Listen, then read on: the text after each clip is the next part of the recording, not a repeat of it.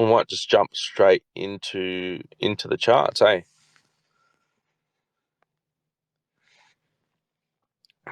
So I've just got the BTC chart up here. I've left my markings up from yesterday, and I think that's probably the best place to start, is just to sort of go over it. And I've tried a little bit, tried to play around with the colours of the fib lines. I'm not sure. I think the old fib lines with the white golden pocket, red 786, green 886 actually was a bit easier to follow. So I think I might change that back at some point. But nonetheless, we'll go back out to the daily for a second. So as we can see, we've got our run up here from the lows back at the start of September, where we hit 52.5k. Got the run up. We had a pullback along the way before we hit the high, and this is on the daily time frame, mind you. We hit the high at 66.5, which was a daily higher high because we've gone above this high here, which is 65k. So that in itself is a good sign. It is bullish, but it is limited to being on the daily time frame, and the time frame's lower than the daily. We haven't got a higher high on the weekly time frame. But moving on from that, we then sold off into this low here at around 59.8, and now we're starting our move up again. So this is like a swing high, if you will, and we've had one pullback. If we go back to the last time that we made a swing high, which was back here in towards the end of July, start of August, when we hit 70k, we had the pullback down to 49k, which followed that, then the pump out, and then another pullback. Actually had two pullbacks because we got this one here. One pullback, high, next pullback, a little pullback here before we then have made the higher high. And that's the swing high. So now we've had the one pullback here and we're starting to move up. So that's an example of where you don't get just one pullback before it starts moving up. And it goes back the whole way through. So for instance, back here on the all-time high, that was the high, the swing high, run down, rally, pulling back, pull back three times before it started to make another swing high. And it's quite consistent in that it's unlikely to just have a single pullback on the daily before you start rallying to new swing highs again. So that's where I'm of the mindset that we're unlikely to break these tops here at 66.5k. I'll go down to the small time frames where things can be seen a little bit easier.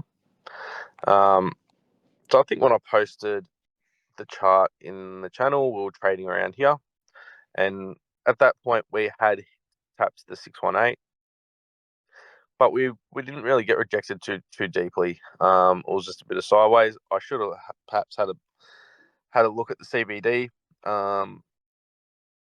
near when I posted this.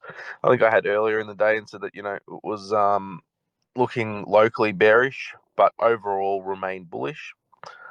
So we did get that pullback on the local bearishness, and then the overall bullishness has played out, and we've swept the golden pocket.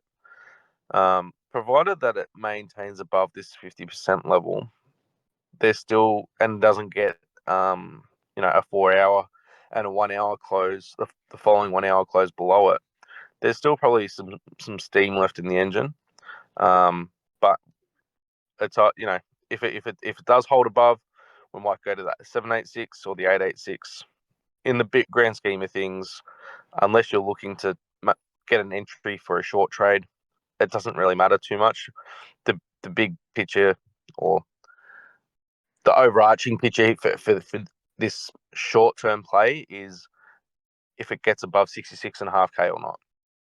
Because ultimately we're looking to break the high, which would be extremely bullish, or we're looking to reject in this zone, and where our next thought should be, okay, well, where can we potentially pull back to? So I've got two areas marked. This first one here is marked. If I was to draw a fib from the low at 59.8, which is the local low, up to the projected 886, we then get a golden pocket there at around that 62K level. So, we could see a pullback down to that golden pocket. And, say it goes to the 786, then that sort of pulls things back, pulls things down a little bit. And we end up 61.5, or perhaps we're at the high right now, still around that 61.5 level. So that would just move that first area for a bounce down a little bit. Oh. The next one, the major level that I've sort of got here, is down here at this higher time frame golden pocket at around 57.5K. I'm probably leaning a bit more towards following that trend and sweeping below this point where we've had a fair bit of sideways movement. There's going to be a lot of liquidity down here. On this run down, I think there was close to 500 million in liquidation. So getting down here, we might see 750 million, maybe a bit more in liquidations, which would be fairly significant, and a high probability of a turning point into forming another low and moving up. It still maintains these prior lows at 52.5, and we've got 49K back here. They're the extremely major lows. We do not want to see a break below them. Very much V-shaped recoveries and bounces out of these lows as well. So, getting down to this 57.5, I think it's definitely has some merit. And below there's a lot of buying that comes in that 56K region as well. So, it can wick down to the bottom of this channel before the big picture moving on up and pushing out at some point to new all-time highs. Now, we might just jump onto the weekly chart for a second, and hopefully you can sort of see what I'm looking at here. But on a weekly chart, to make a higher high and get rid of this downtrend, we've got to get above here. Got to get above this 68K, have a close above it. Ideally, it'll be above the wick, which is at 70K. Reason being is this high here is what led to the lower low at 49K. So getting above there is the ultimate confirmation of the low. But if you're buying or day trading, etc., or looking for swing entry points, you can't necessarily wait until you break above here to get your position. We look for the smaller signals to say, okay, there's a probability that the low could be in, and we're moving on up, and we're likely to start looking to break this high soon. And we've gotten that confirmation when looking on the daily chart. It's just that it's not 100% thing. We're just looking to get that edge, and this is an edge by having this high over here. So overall, I'm happy with how things have been going. We want to see where this low comes in. We don't want to see this channel broken. We don't want to see 52K lost, or 49K for that matter. Holding them will be quite bullish. Holding above 56K is macro bullish. Holding above 62K or 61.5K is very bullish, and breaking this high, it's just these are just more bullish scenarios.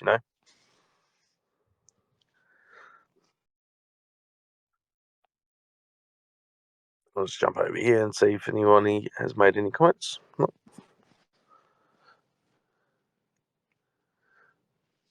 We might just jump in and have a look at NIA next. So NIA's been running pretty good, to be honest.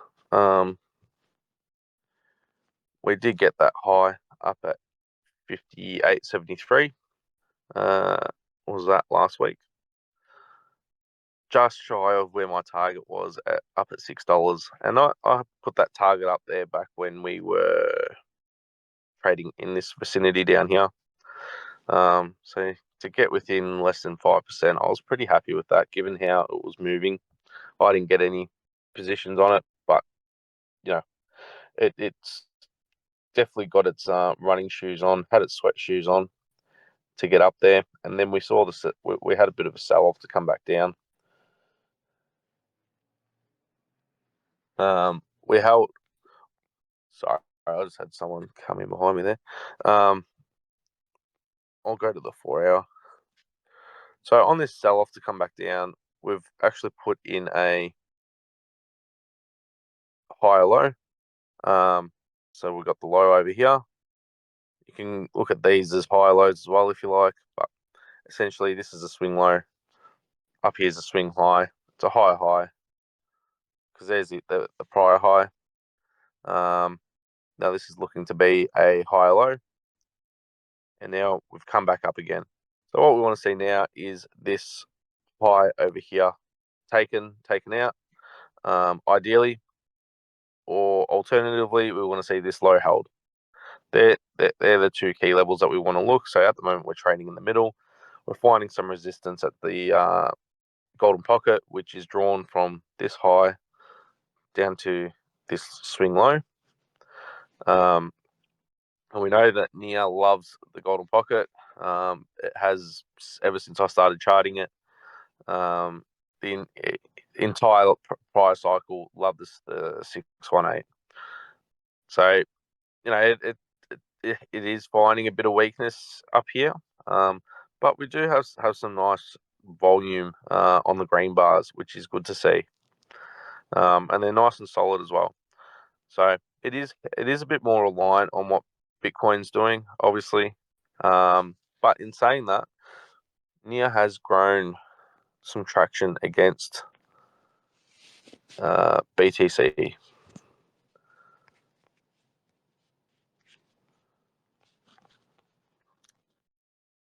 So I was back down here. We had marked out the key levels. Number one was the immediate high. Number two was like a swing high. Claim that one easy peasy. Claim that one relatively easy as well. We can see on the big candle there. Back above the 50%. We got a little bit of trading up there before we had a bit of a pullback. And it tapped these highs near on perfectly. And it has now that's confirmation that they're flipped to support, and it's pushed on up. So the next thing that we want to see here is these highs over here flip to support. So if we do get a bit of a pullback, we want to see closes above these tops, and then starting to challenge these highs that have been put in over here. Ultimately, we would like to see these tops over here claimed. They're the tops, but before we had the significant sell-off down here. So that's the major level that we really want to see claimed. But as long as we're keeping this trend moving up, we'll just let it go at its own pace. We don't want to ask too much of NIA at the moment. But yeah, things are quite optimistic in my humble opinion. I did want to. Are we in the same BTC cycle starting on? We're definitely in the same cycle, Star. So the cycles, the macro cycles are from the Bitcoin low to the next Bitcoin low. That is a cycle, and that cycle will have a bear market and a bull market in it. So a bull market starts when the low for Bitcoin has been produced. So when Bitcoin hit 15.5K, and this is using hindsight. The the bull market started when Bitcoin made that low at 15.5K, and the bull market will end when Bitcoin makes its final all-time high, and that is then the start of the bear cycle. And the bear cycle will run from the Bitcoin all-time high down to the low, when it then flips back to the bull cycle.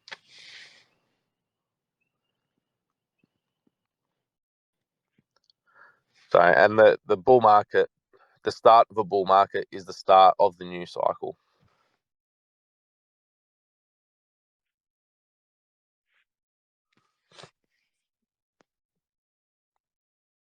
No worries. So something else that I wanted to just touch on was, it's more around the traditional. Oh, so it's around the entire market, and where are things going? Everything is quite bullish at the moment, particularly in traditional finance. We're seeing all-time highs across the board, which is great. I'm definitely loving it myself. Seeing, India's stock market going all-time highs, Brazil's in all-time highs, China's rallying, Japan is getting back into the game again, after their significant sell-off a couple months ago. UK is doing really well. Aussie market's doing really well. America's doing really well. But there is going to be an end to this at some point. Well, it's not an end. It's more of a breakdown, if you will, like a GFC type thing. What happened in 2008? And where I'm going with this is, I want to talk about the rate cuts that have been happening. So we did get a 0.5 percentage point rate cut from the US Fed last month, which is good. Brings more liquidity to the space. There's likely to be some more cuts probably. I think the next one that's sort of earmarked is 0.25%. It doesn't really matter what the percentage is. It's as long as it's in line with what's expected. Everything should be okay for the short term, and we'll continue to see markets up. But what is likely to occur in this stage of the land cycle, and what has happened pretty much every single time historically over the last 200 years, is we get these rate cuts, because the overarching regulatory bodies believe that they've got inflation under control.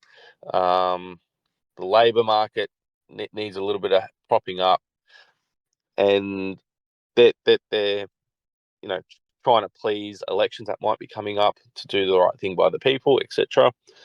But what ends up happening is inflation starts to creep back in, and at some point they end up raising rates again, and this is what is the killer blow for the economies, essentially. And that's what sort of spurs on the crash. The crash is going to happen regardless. It's proven that the crash happens, whether between 17 and 22 years on average, there is a crash. But we get a series of rate hikes, and then we get a series of cuts, and then that inflation comes back in, and the hikes come back in again, and then those final hikes of what comes in is what brings on the crash. And I think that we're sort of at that point where we're starting to get those cuts after having around 2 years of hikes, or there's about 12 months of hikes, and then we had 12 months of just sort of sideways. So we're at that point of where we're going to get some cuts. They're probably going to overdo it and cut too much, which is going to invite inflation to come back in. And I don't think the cuts alone is going to cause inflation. Things like war, etc., does invite inflation, because a lot of money printing goes on during times like that. The trade wars that we're seeing between nations, and the exchanging of commodities and goods, with tariffs, etc., that also does invite inflation, because it's costing businesses more money to put their goods into other countries. So then the price of those goods naturally go up to sort of cover those costs. And that brings back the inflation into the game, and then rates go up to try control it, gets out of control, and it crashes the economy. So I think that is, I don't want to be all doom and gloom because things at the moment are great, but all good things come to an end, particularly when we've got greed in this world. Um, and I'll probably put a timeline of about 2 years on that. Maybe a little bit longer, but I'd say within 2 years we'll probably have a resolution to that. Maybe the next sort of 6 to 7 months we see cuts, and then there'll be a period of just sideways, and then probably towards the end of next year we'll start to see inflation starting to creep up, and that will be when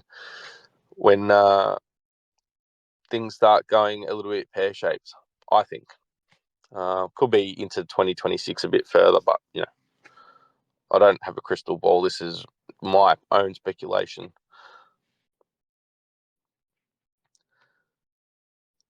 Yeah, that's right. And it's a real shame what's happening over there. Like, I do not condone violence of any nature.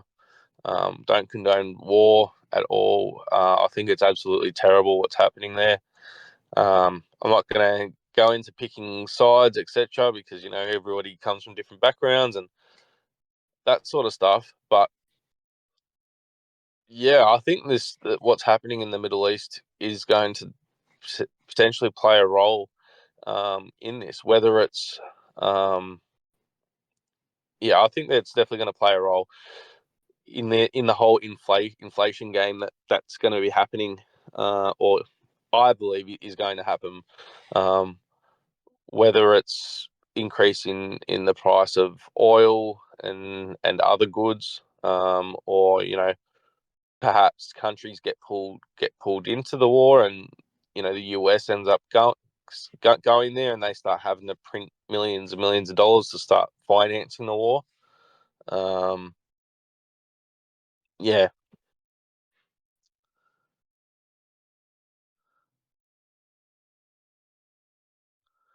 yeah, that's right. And I suppose that's what one of the big things is, to try to, as hard as it is, because we are talking about millions of people's lives, etc. Um, when we're looking at it through the lens of investing, we need to sort of park that part of it aside. We can still definitely be empathetic with it, but we need to be empathetic with it without looking at the investing side of things. If we're just looking at investing, we need to look at it. Okay, how is this going to affect it?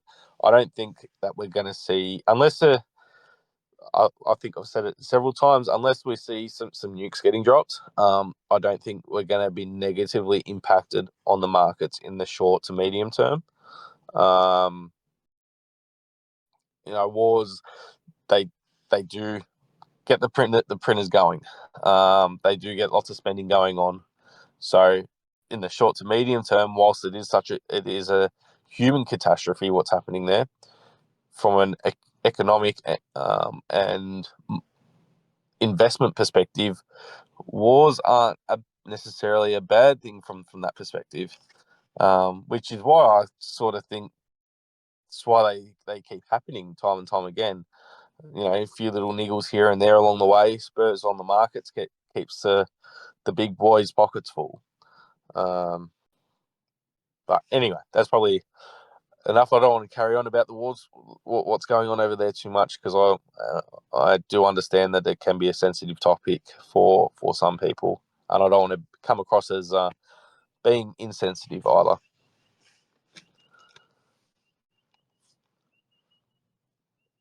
Yeah, that's right. We might jump in and have a look at Sweat. What, Green and Red Creek Road. That's the one. I haven't really been posting too much about Sweat, to be honest. It hasn't been doing a whole lot. It's just been sort of ranging. So we're on the daily time frame here. We did get a run up to 0.0085, but it got rejected. I think we've caught up since then. came back down, tested the 0063, as you guys know, massive level for me. Held it, and I think it was probably back here.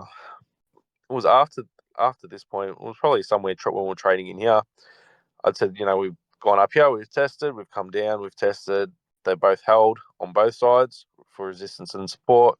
Probably going to go up and test at 0085. We didn't quite get there. 0082, close enough. Before selling off again, testing 0063, and now we've got a bit of a sideways. So the fact that it's actually holding down here, it is a little bit worrisome. Probably would have wanted to see a bit more of a bounce out. Like, I'll open this up a little bit. When we did get down here last time, within 3 days, we'd already popped back up to 0.007, and we sort of trended sideways. This time, we're 4 days into it, and we're still we're about 5% away from that point. So that is a little bit of a worry as far as the chart's concerned, that perhaps there may be a little bit more downside. I do wonder, okay. I was just looking to see where this trend line was. So we have broken through this trend line. I better make sure I'm on a regular chart. Good. We did break through the trend line, and it has been tested for support. So I'd hate if we were to lose this 0063. There is a chance that we could be coming down to test this trend line again. I'd like to think not. We do have prior structure. Not really. We don't really have prior structure either. So, hate to be the bearer of bad news, but in my opinion, if we were to lose this low here, or the horizontal line at 0.0063, I'd say we're going to be coming down to test the trend line. This purple line down the bottom is the all-time low. It's just sort of what makes sense in my mind. I mean, we can draw a fib and see if we get any more support, because we probably will get a couple levels.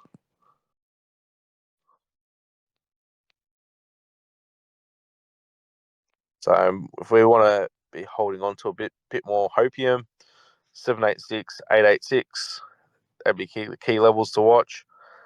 I don't think that we'd be looking at a double bottom if it was to continue past those levels. So to put it into a bit more context, something like that, or that.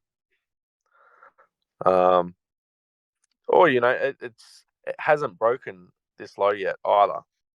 So to hold this low is still also a possibility. It just looking at the chart right now, it does look quite weak. Particularly if we get a bit of a pullback on Bitcoin, then we can expect that low to probably get broken. But we'll see what plays out there, and we might have a look at the Sweat BTC chart as well, see if that gives us any hints as to what might be going on. Immediately, it doesn't look too hot, to be honest.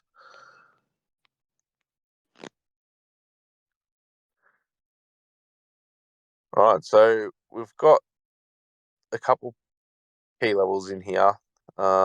This one here at 1,079 Satoshis is probably the most critical one. It's the tops of these little accumulation periods, which we've seen price fall back below. So now the next key level is, get our horizontal lines out down here. And then we've got the bottoms of these wicks, which we don't want to be contesting the bottoms of those wicks.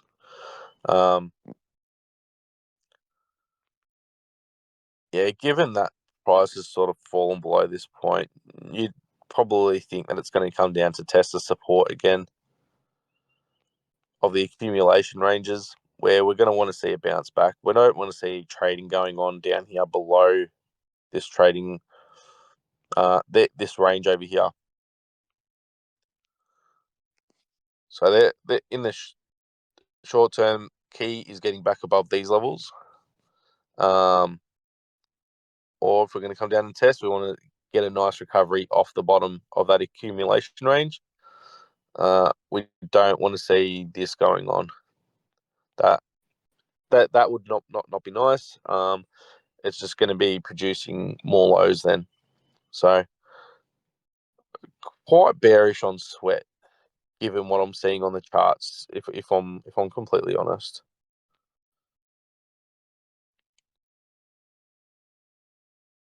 We did get a little bit of hopium in us, and I was definitely a bit more hopeful when we did get these nice pumps up, and bit of sideways trading over here, but it's just flipped the 2023 low into resistance essentially, and this is just confirming that it's resistance. So at the moment, key, hold these lows. If we can hold it and start moving up, then it starts to get a bit more bullish again.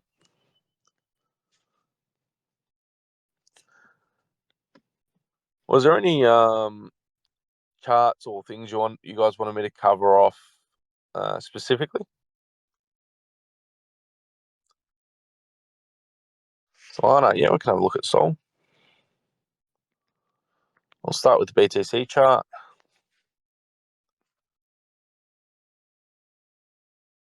Okay, so I've had this channel for a little while now, the parallel channel.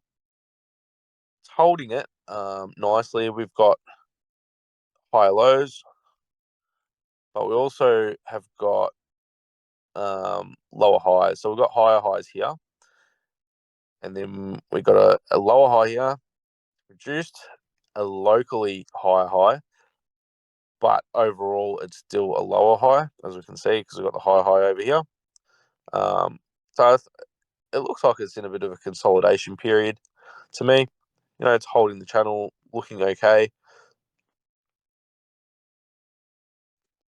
For Sol, it doesn't want to fall out of this channel, and it certainly doesn't want to lose these lows over here at around 19,000 Satoshis. It wants to hold these lows and just continue on the grind, getting ready to sort of pop up. We'll jump into the BTC chart. Oh, not the BTC, USDT, sorry. Actually, I think I've got one in here. Yeah, I do.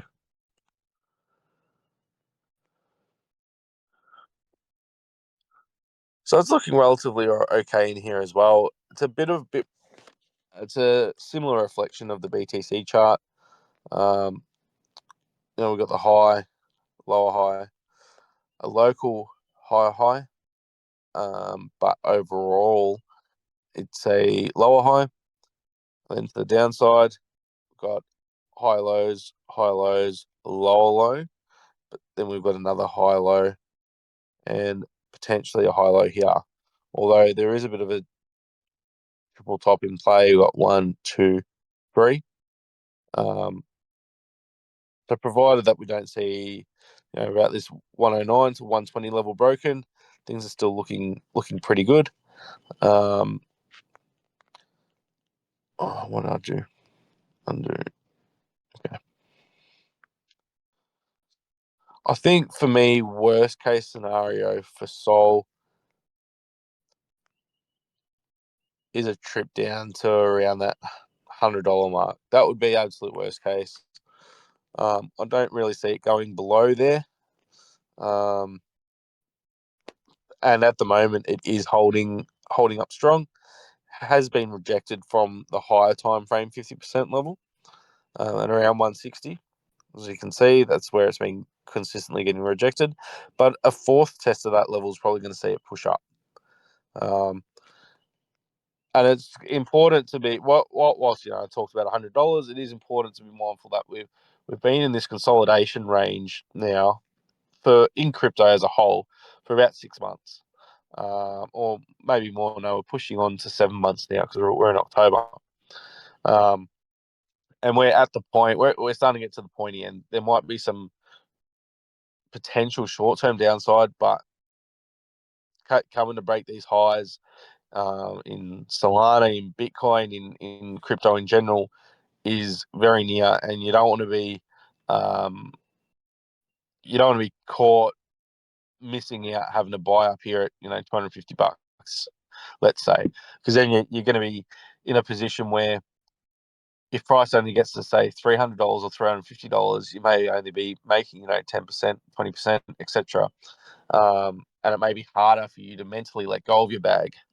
It is important though to be mindful that if we are buying in at $130, $140, we need to have invalidation on that. So for me, invalidation for Solana would probably be this low here at around $80. If you're getting in right now at 146, that would probably be around a 45% haircut on your investment. Where if we saw a price come down below $80 and start trading down here, so we start getting closes and it starts doing a bit of consolidating, I'd be looking to exit. And you'd end up taking the hit if you got in at $120, and it's going to be about what a 30% hit, 35% hit, etc. But it's important to have that sort of invalidation on your trades. Sometimes you might just wear it and just be like, we'll see where it's going to go. But I think for me, Solana's looking good. Do I think it's going to get to $80? No, I don't. Not whilst we're in the bull market. When we're in the bear market, no worries. Yep, it's definitely possible. $20 is possible. But we're still in the bull market as far as I'm concerned, so upside is there.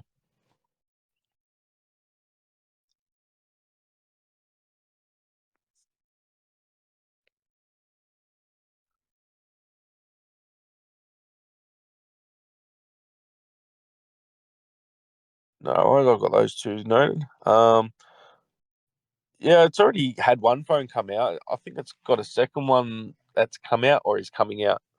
They offered airdrops. I think there was airdrops with those phones if you bought them and stuff like that.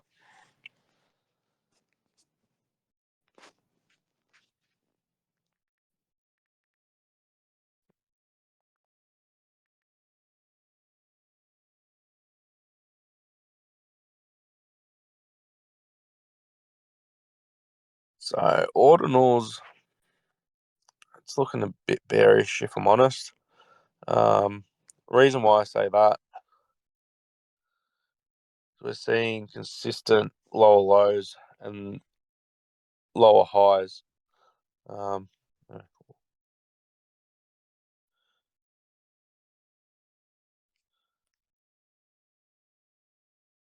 but there is a bit of sign of strength coming into it at the moment.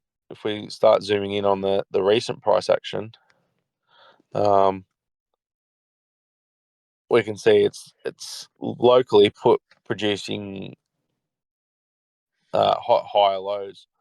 So at the moment, we want to see it sort of break out of this range here at around $41, and then the next target's going to be up at that $65 mark. We have to ignore the 50% I got drawn here because it actually comes in a bit lower at around $60. So it might be if you're willing to throw a couple of dollars at something, trying to nail the bottom. ORDI doesn't look too bad for that sort of attempt. I mean, it does show some promising signs over here. Unless you sort of wait until it does get that break above and then try to take a position just to get that confirmation, because at the moment it is a double top in play, and we could see a breakdown even further. In which case, you could potentially have that level at $20 as your invalidation, but it is a 40% haircut at the moment if you were to get in at $36. But it's quietly optimistic down at these levels. Zooming out, it's not. When you zoom out and look at the whole picture, it doesn't look great. But when you do sort of come in and look a little bit closer, we do have a higher high on the daily, lower high, higher lows on the daily, but coming into resistance, and that's probably more of a weekly. We'll just go to the weekly chart. Hopefully, it can see it amongst all the scribble. Yeah, so on a weekly, we've got high, lower low, lower high, lower low, and this is almost like a double top. But on the daily, it does look a bit better. Well, we'll see if there's a BTC chart for ORDI. Yeah.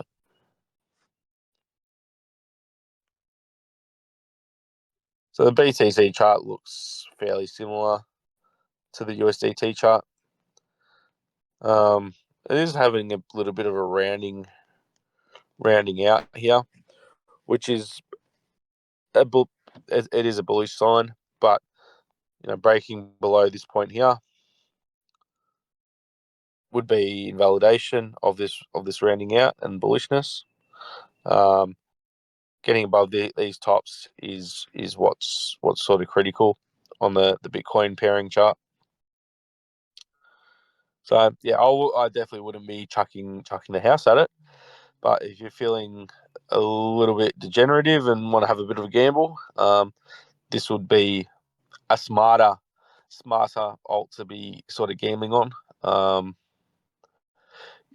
Of the charts that we've looked at, probably if I had $200 and was feeling a little bit degenerative, I'd probably be more inclined to dump it into ordinals than I would be sweat based off the charts that we've looked at so far today.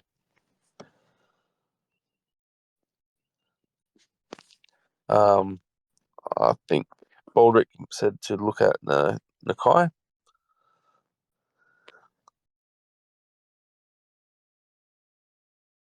Yeah, so we got that's the carry trade dump back in the start of August down to 30K, and it's had a V-shaped recovery. The first attempt, I should start by saying the horizontal line at 38,980 is the 35, the all-time high from 1990 or 1989, whenever it was. Its first attempt at cracking through it was a rejection, and then the second attempt rejected a little bit, and now we've gotten back above. We're just trading on it right now. So I think for me, it's had a really strong rally back up. We put it into context here from the all-time high.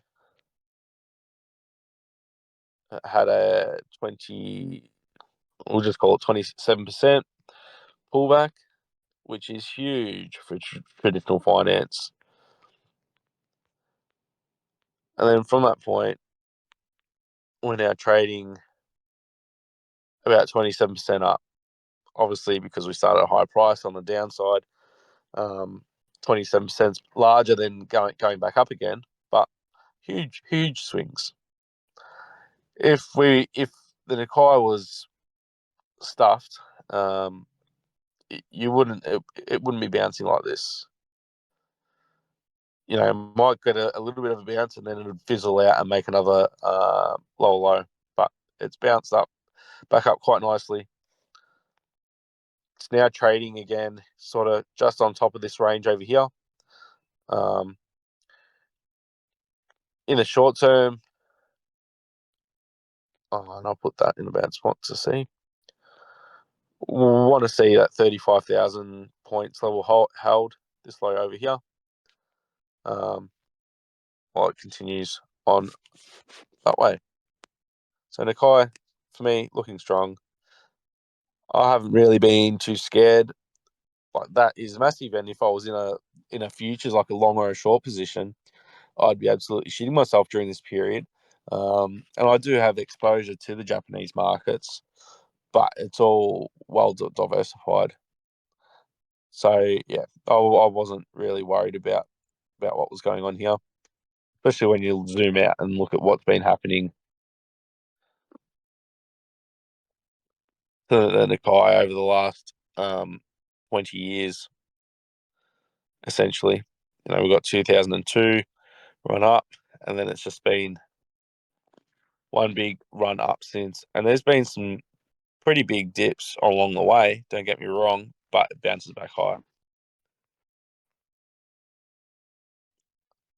Um, I'll show you the HSI as well, because that has gone bonkers.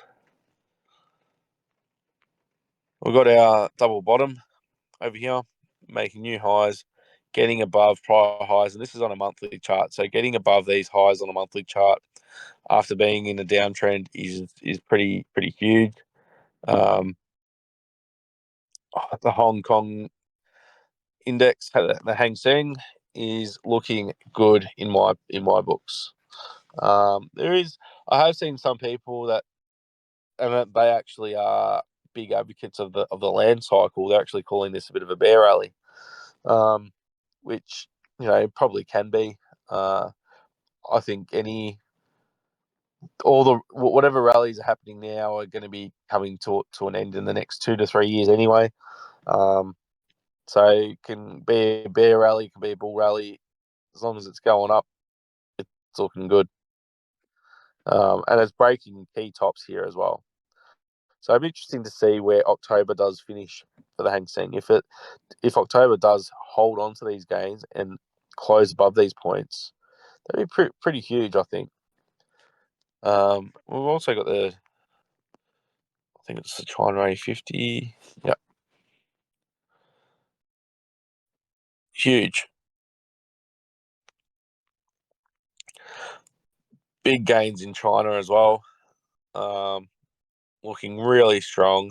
There's a lot of stimulus going into China. Jinping, whatever his name is trying to pull the housing market out of out of the depths that it's sort of fallen to, and providing a lot of stimulus into the economy. So that's the large part of why we're seeing some pumps happening over there in China. But yeah, they're looking quite strong.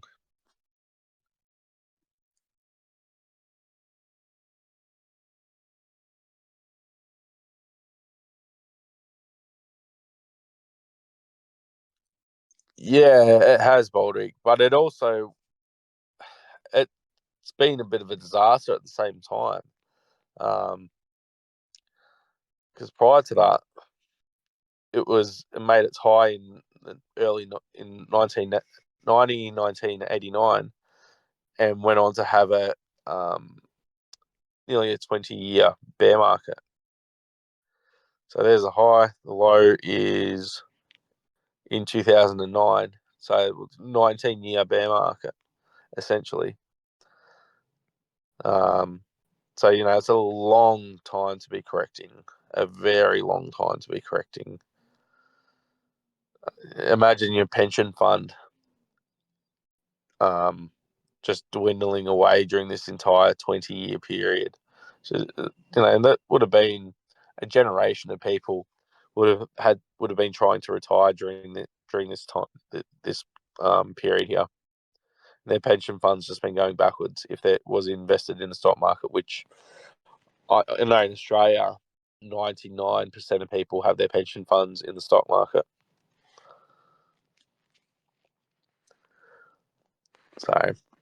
So to think that the stock market is back where it was 35 years ago, for me, it's a bit scary. Like if we'll look at it was the Yanks 35 years ago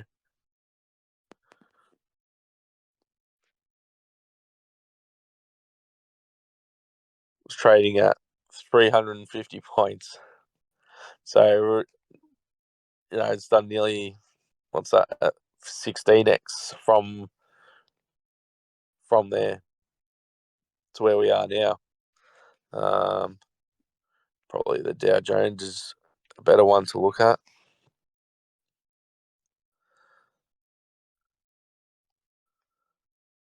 Even the Dow Jones was trading at around 3,000 points and it's sitting at 42,000 right now. So I suppose it's a bit of a perspective thing, I guess. Whilst it has been on a 20 year rally, it's I suppose you got to see where it's sort of come from as well. Yeah. Alrighty, guys. I think that probably draws us to an end for today. Um, Welcome back to you guys and to myself. Yeah, that it has been. We'll be doing another catch up next week. So keep an eye on yeah, keep an eye on the chat between now and then. And yeah, you got any questions between now and then, chuck it up in the chat. More than happy to help at any time with anything. So enjoy the rest of your evening, guys.